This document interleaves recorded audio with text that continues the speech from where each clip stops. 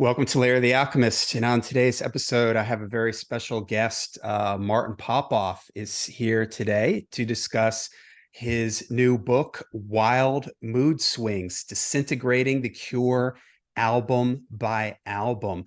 Martin is an author and journalist. He has written over 100 books and more reviews of anybody out there on the planet. He has a podcast called History in Five Songs, and he has a YouTube channel called The Contrarians. I will be leaving links in the description down below where you can get information on purchasing this book or any of Martin's books or any information on Martin in general. So Martin, thank you for joining me here again at the Lair. Yeah, looking forward to it, John. Very cool. All right. So tell us about your new book, Wild Mood Swings, Disintegrating the Cure album by album. Yeah, so I had done a bunch of these panel books for Voyager books a while ago. They were coffee table books, full color throughout, and the idea was essentially to do Q&A breakdowns of every studio album by a band. And then they discontinued that whole series and actually discontinued doing music books. They've since come back into music books. But I've kind of picked up this idea with my UK publisher, Weimer, and you have contributed nicely to a Blue Oyster Cult one that's coming out shortly. So that's really cool. But yeah, the idea is to get a panel of experts on a band together. And it's a little different than what I did with Voyager. There we were trying to get, some rock stars, some celebrities involved as well, plus experts. And this is like pure scholarly, wanted to get the experts sort of thing, guys who could really do the heavy lifting on a lot of these albums. So yeah, it's essentially a trawl through the entire Cure catalog, Q&A format, me as the moderator. And at the beginning of every chapter, I've got like a detailed timeline of that album cycle by The Cure.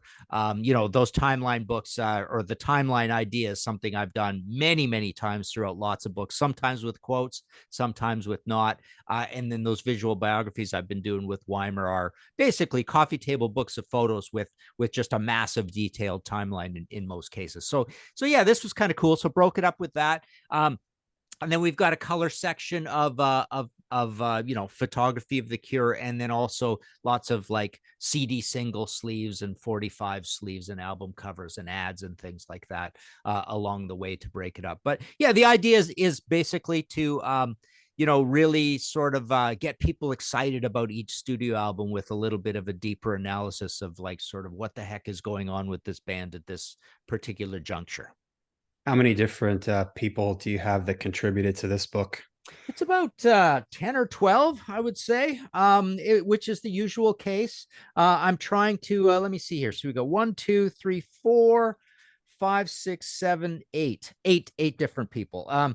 So the idea is to have generally a minimum of 2, but it's usually 3 and sometimes 4 different voices throughout. And I do these interviews individually with people to come up with this, and then we sort of dovetail it all together and often just start off with the recording, maybe the album cover, and then go kind of track by track so people get an appreciation. And again, the point is almost to make a really good yummy liner essay for like a reissue of an album sort of thing that gets you going back and playing the album as you're reading along, saying, oh yeah, I didn't notice that part before, or that, who's playing the bass 6 on this one or whatever. Because The Cure has a lot of strange stuff instrumentally, but not a large variety of strange stuff instrumentally. Like it's got this weird melding between like the bass 6 and guitar and bass, and the bass 6 itself is almost a metaphor for that melding because it's almost like a cross between a guitar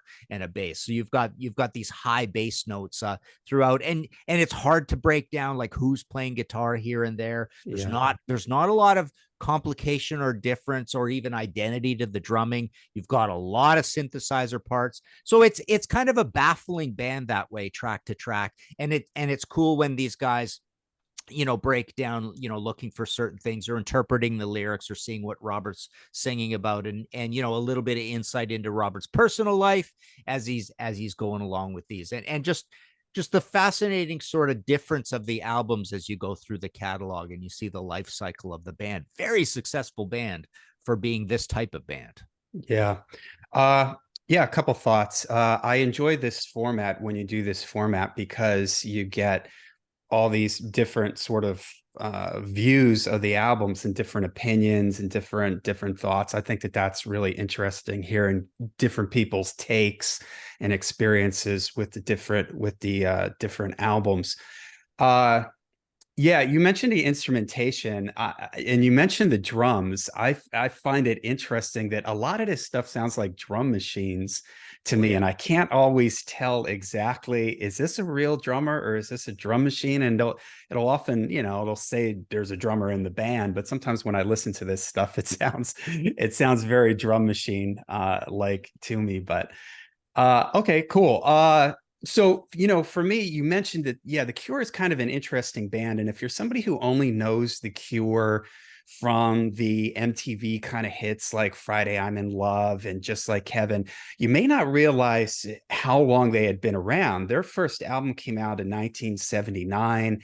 And for me, at least to my ears, and maybe you can comment, I don't know if your music critics kind of felt the same way. I kind of felt like The Cure is their catalog is kind of broken up into three phases. You have the first phase, which is kind of for me like a post-punk kind of vibe, like Three Imaginary Boys, 17 Seconds, Faith, maybe Pornography is kind of the peak of that era.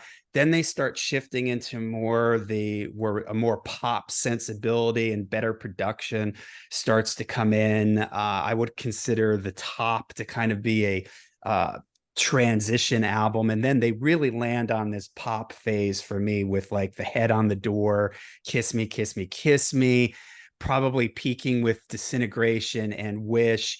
And then we move into, for me, that's sort of the peak for this band. And then the albums start becoming more sporadic and farther in between with like their 90s and 2000 era albums. Is that sort of the consensus there amongst the critics about the phases that this band has? Boy, I'd probably have to nuance, and I'm gonna almost call the differences at slightly different points or different, amounts of exaggeration. Like I had all this stuff from the beginning days as new releases. I bought, our version was Boys Don't Cry in the early days. With a different cover, and it was kind of a compilation-y sort of thing. So I almost put the first album and then somewhat the second album, 17 Seconds, a little bit Mm-hmm. in this phase of um boy, to put these guys in post pop or post punk, they're there for two reasons at two different times. And then I guess the term post punk sort of falls away as they move forward, maybe starting at about the top. So the first time they're post punk, it's almost like they're a simple, sparse version of pop punk. They Yeah. sound completely amateurish and almost like daring to play so little and have their egos be so far out of it that it's just an odd sound. So it's almost like they're post punk in the way that early post punk was kind of anti music. Yeah. So I find that debut a little anti music and like anti professionalism sort of thing. So it's almost like the punk ethos, but applied to music that isn't punk. It's not distorted guitars, and it's not Yeah. aggressive, and it's very light singing, and the recording is really sparse and simple. But then what happens is they become more of the inventors of a type of a post-punk world, sort of halfway through 17 Seconds. Definitely Faith and Pornography. Faith and Pornography I put as a pair. 17 Seconds transitional from the first to that pair. So when they're in the pair phase with Faith and Pornography, I really find that they're essentially one of the early inventors of goth rock, which is a subset of post-punk or a type of post-punk, because post-punk does a lot of different things. There's a type of post-punk that is about it's about rhythm and bass guitar, where guitar is almost like incidental and chattering Yeah. around things. It's very it can be atonal, it can be kind of anti-melodic, very unstructured. And I think the most extreme version of that you would say is PIL, Public Image Limited. But goth is a big thing. So Faith is April of 81, Pornography is May of 82. Oddly enough, the Damned are kind of inventing a different kind of gothic post-punk at this time as well, a little louder and noisier, a little more 60s based. Whereas the Cure is they're sort of they're still minimalist. They're picking up a little bit of the danciness of Joy Division and New Order, or rigidness or drum machineness of Yeah. that. So they're doing all these things at the same time. The look is definitely they're icons of the gothic look. And again, post-punk doesn't particularly have a look, but goth does, right? And the confessional lyrics and even the singing style and all that. So at that point, they're in that phase. The Top, I agree, is transitional. It's probably my second favorite Cure album. To me, the idea of the definition of post-punk falls away at this point. And that's not the Cure's fault, or the Cure being part of it or not of it or whatever. It's just that the term goes out of date, kind of thing. And then the Head on the Door, boy, I don't know. I mean, the Head on the Door is my favorite Cure album, and I would say I love the poppiness, but it's also moody and gothic, and it's infused by that album cover as well. But Kiss Me, Kiss Me, Kiss Me, I never liked. I didn't like the day I got it as a new release again. I just found it too all over the place. I don't like the production. I don't like the musical choices. See, here's the funny thing about a band like The Cure. You can go along and you could be on board and think they're geniuses and be championing what they're doing and thinking they're making smart musical choices. But when you're championing a band and you think they're rock gods kind of thing, you can listen to a lot of songs sometimes and just not like their musical choices and say, oh, that's just not for me, but it's a pretty smart thing to do. So I think I'm starting to feel that a little bit with The Cure. When you get to Disintegration and Wish, I think you have a pair of albums there. And this is their biggest period. And this is their almost like inventors of shoegaze sort of phase where there's massive synthesizer washes and long periods of instrumental passages, and it's slow and it's sloggy and it's murky. So it's a different kind of murky than they had earlier on. The earlier murky was clean Primitive, guitars, yeah. bass six, very spare drums, not particularly slow all the time. But now they're kind of in a different sort of like fugue or dream state, and I think you get that with this. So these two definitely feel like a pair. I think this is the best pair since Faith and Pornography, essentially. The best pairing of albums. Wild Mood Swings, completely on its own. That's their weird wigging out, being creative, being funky, being up tempo and zesty and strange, and it's got odd production on it. And then like a lot of the metal bands we all love, I feel like all of the back end with Blood Flowers, The Cure, and 413 Dream, you get a band who's influenced by themselves, where you've got a sort of bank of things where you say that really sounds like The Cure. They're celebrating kind of all their eras. They're celebrating what they did best. They're celebrating their most critically acclaimed album, Disintegration, and I think all of these, you're in that phase with The Cure where the deep fans are kind of happy they're doing this and not being so incredibly experimental, but they're also grumpy about it. That it's maybe a little bit too on the nose, a little bit too what you expect out of The Cure. So I think you get a trilogy with the last three and two pairings, and kind of Wild Mood Swings is out of there. The Top I love to death. The Top is so technical and interesting and varied. It's for years and decades it was my favorite Cure album, but I think I have to put The Head on the Door because it's just so irresistible, right? It was a big album, went gold. So yeah, that's kind of where I see the phases anyways. Yeah. So how did you mentioned that you were buying a lot of these albums when they were coming out. So where did the Cure sit for you and your hard rock and metalhead friends? Like, because for me, they occupy this interesting space. Like you mentioned already that a lot of this music is not driven by the guitar, whereas in metal, everything is driven basically by the guitar. But for the Cure and a lot of these post-punk bands, the music is driven by the bass a lot of times. The bass is sort of carrying the riff. And like you mentioned, the guitar is playing these sort of jangly, reverbed out, kind of spacey chords hanging Yep. over the top. Good way of putting it. Yep. Yeah, but so they don't have the heavy distorted riffs that you would have in heavy metal, but there's definitely a lot of dark moods and somberness and darkness. The lyrics though do it whereas metal might do it in a Valhalla and Vikings and that kind of way. The Cure is more introspective, I think, with their lyrics, bad relationships and things like that. So where did the Cure fit for you and your metalhead friends? How did they sit inside your world at that time? Yeah, it's interesting because, like you say, I mean, people always have this debate about, heavy can mean different things and stuff. And we had this Yeah. big flame war on Facebook recently about, heavy old blues being so much heavier in certain ways, emotionally and blah blah blah. But um, but the Cure and Goth, I mean look what they look like. Look at those album covers, look at those song titles, the murkiness, the darkness of the music, the antisocial feel of the music, the loneliness of the music, the depression, the suicide in the lyrics. It's really dark that way. So you get a whole package.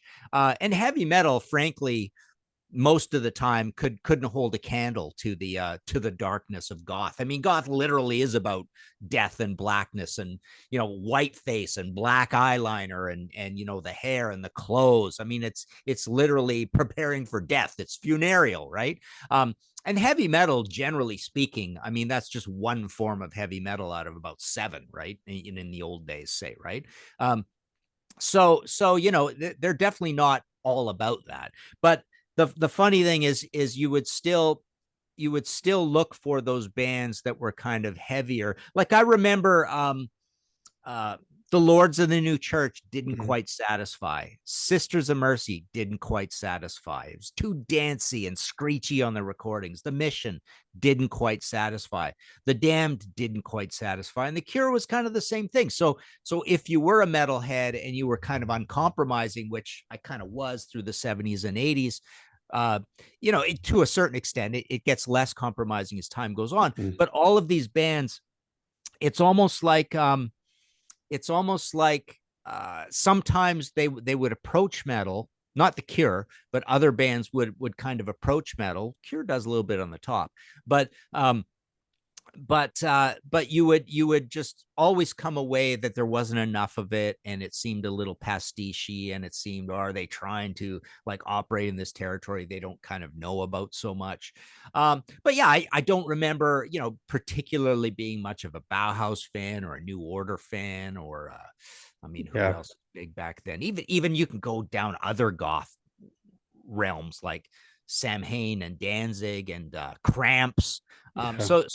It's almost like that bicycle wheel concept, that I've talked about with new wave of British heavy metal or whatever. You could go in various directions with goth into metal, into dance, into Dead Can Dance, into ambient music. And Cramps take it into rockabilly, right?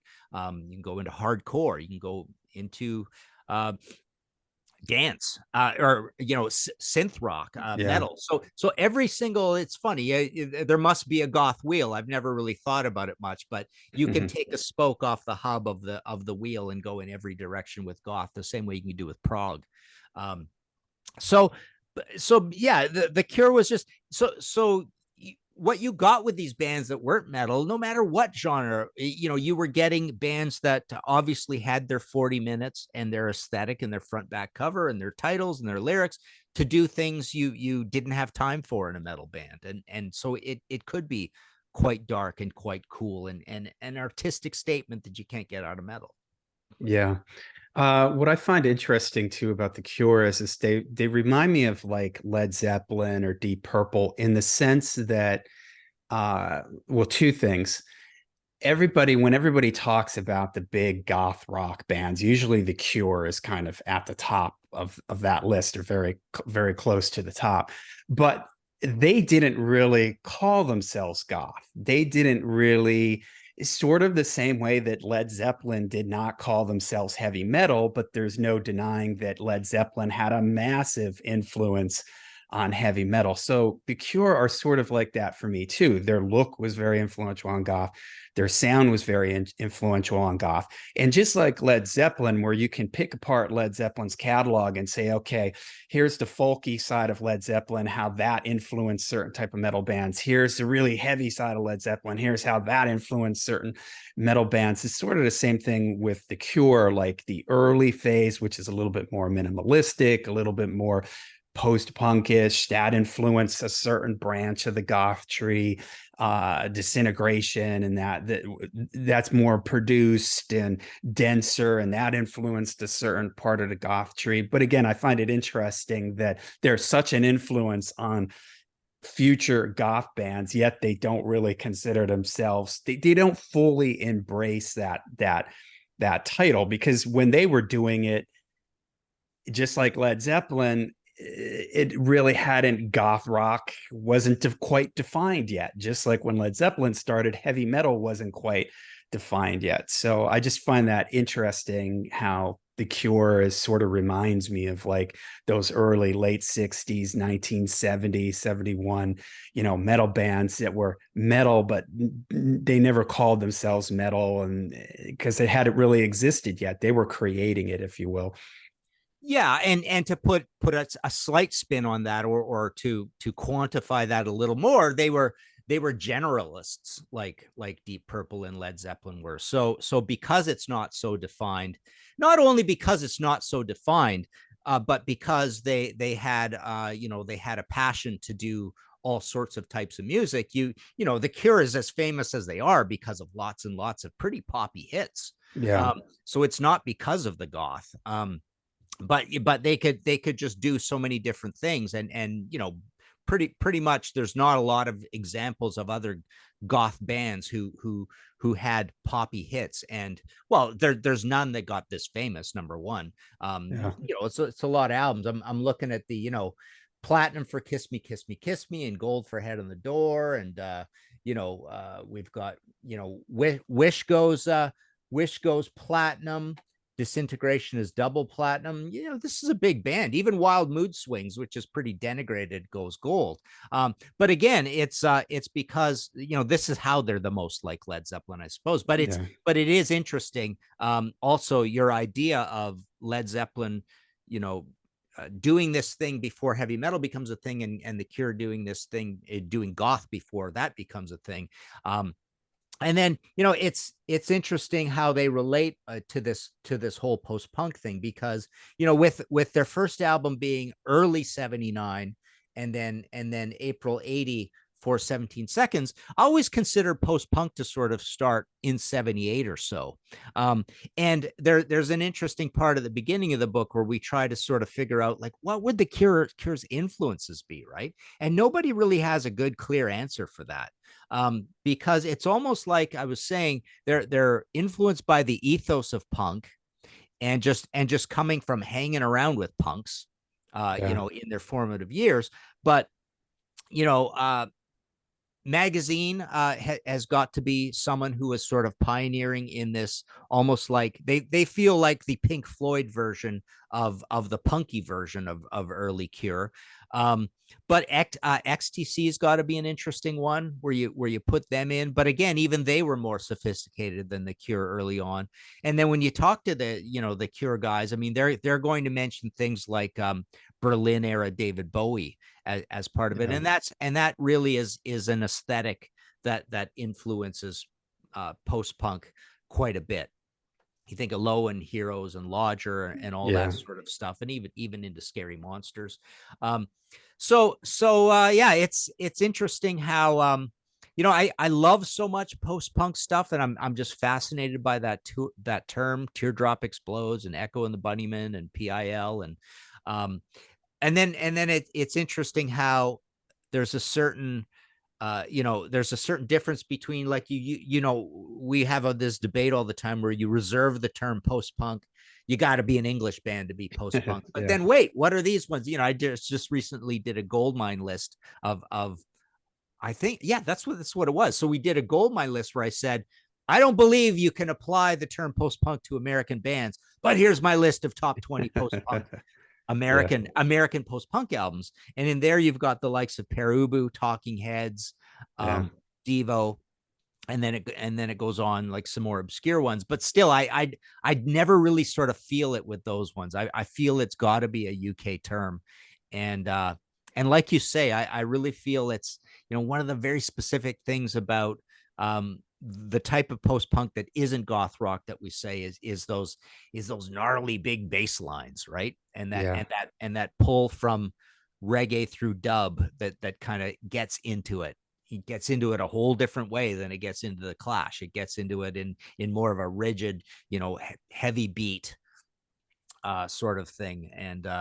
And yeah, just that atonal nature to it, and the breaking of the rules, right? Because there's that famous post-punk book. I never get the title right, but Rip It Up or Start Yeah. Again, Tear It Up and Yeah. Start Again, whatever. It's a classic book. It's a great book, but it outlines the reason all this exists. And I think Three Imaginary Boys and 17 Seconds are where they're the most that kind of post-punk. Yeah. Yeah. And they're also, I tell friends, if you only know them for Friday I'm in Love and Just Like Heaven, they're one of these bands that almost certain metal bands have this too extreme, more than words. If you only heard More Than Words, or if you only heard Pretty Woman from Van Halen, you wouldn't realize how much more there is to their catalog. So I always kind of tell people, like, oh, you gotta go back, you gotta dig into this band, because even though they did have these poppy songs, and even within those albums, those tend to be the poppiest, most radio friendly songs on those particular albums. And that's obviously why they picked them as singles and they became hits and everything. But the band is way more than just that. And uh, I remember even being sort of shocked when people said, oh yeah, these guys are a big goth band, they're like the goth band. I was like, what? Because at the time when I was younger, for me they were an alternative band in the 90s when I was in college.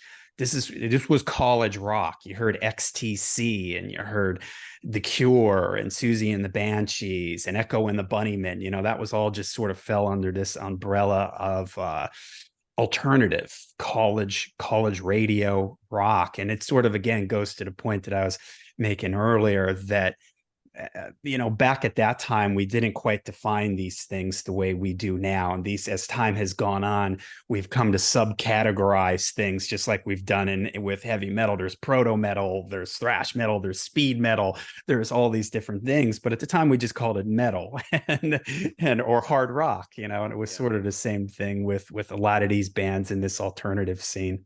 Yeah. And another point to bring up, because I guess I forgot to say the term, is that you've got new wave, right? So Yeah. so new wave is almost like the American version of being post-punk. It sounds nothing like the post-punk we just described or gothic rock, but it is literally post-punk in that it's the evolution away from punk, which lasted basically 1976, 1977, a little bit into 78. So I always sort of consider anything American to fit in that new wave category, and reserve post punk for British. But new wave also became, new wave. You almost think of a really sort of conservative song based, melody based. Yeah. It's not very particularly creative. You think of the Cars and the Knack and the Uh, Romantics and even Tom Petty in the early days, right? As being part of this new wave avenue. And then yeah, America's got its influence, its experimental stuff as well. But yeah, I like how you mentioned alternative, because that's a term. I'm not even sure when that term started coming. It was huge in the 90s. Um, but I think it was kind of used in the late 80s as well. It sort of meant something different in the late 80s, early 90s. Again, it sort of referred to what you used to Yeah. hear on college radio. Might have That been was called indie alter more in the 80s, right? Indie rock, yeah. right? Yeah, but College rock. alternative kind of Yeah. came to mean something a little different, like during the when MTV started picking up on it, 120 minutes, that television show. Alternative took on sort of this different meaning where almost like Pearl Jam and Soundgarden early on, those bands almost fell into underneath that umbrella. But at least from my memory or where I grew up, the alternative tag was something you really associated with college radio, and it was sort of these indie bands, like you said. That would be an expression that would become even more popular in the 90s. But a lot of these bands that were really anybody who sat outside new wave pop radio, something you would hear on your mainstream local radio station, but that weren't heavy, they weren't metal or hard rock or anything. They all kind of fell into the alternative. REM, REM, early REM. I remember thinking of them as an alternative band because they were college radio. They were college radio darlings. Yeah. It's interesting how you could take Faith No More, Jane's Addiction, Minutemen, Fire Hose. I Yeah. just forgot one. But they almost have a little bit of they're bringing forward a little bit of the original definition of post punk in that they're kind of like bass guitar heavy. Red Hot Chili Peppers even a little bit, Yeah. right? So you got this time from around 87 to 89 where and we also call this funk metal or funk rock, right? But it's funny how it actually brings a bit of the post punk forward, right? And that's why when you get to Soundgarden, you get kind of an interesting debate and discussion about what their influences are, because you can hear the Cure and the Cult and post punk in Soundgarden a little bit, even though Yeah. The early stuff. overwhelmingly you hear Black Sabbath and Led Zeppelin, I suppose. Yeah. But yeah, you get a little bit of that lumbering atonalness, atmospheric thing that the Cure essentially built, but without a fuzz pedal turned on. Yeah.